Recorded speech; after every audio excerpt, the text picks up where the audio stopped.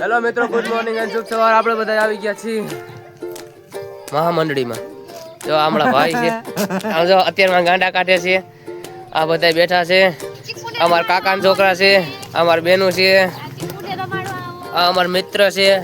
Okay મિત્રો, હવે આપણે જવાનું છે રાજુ કાકાની વાડીએ.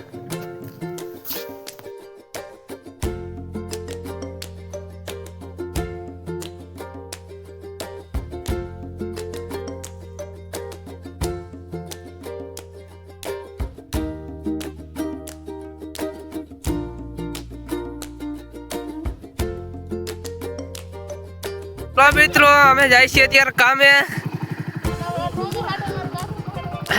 આમાં ટોમી લાગી ગઈ છે બાથરૂમ, એટલે અમે ઉભા રહી ગયા છીએ એના માટે. આમાં ટોમી જાય છે જો અત્યારે શૌચાલય કરવા.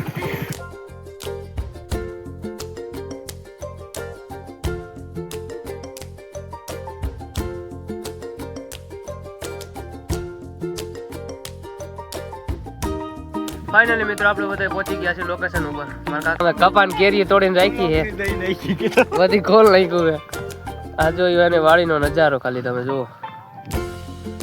ફાઇનલી મિત્રો આપણે બધા ઉતરવા માંડ્યા છે કપા. હવે બાકાજી બોલાવીને કપા ઉતાર નાખવાનું થાય છે.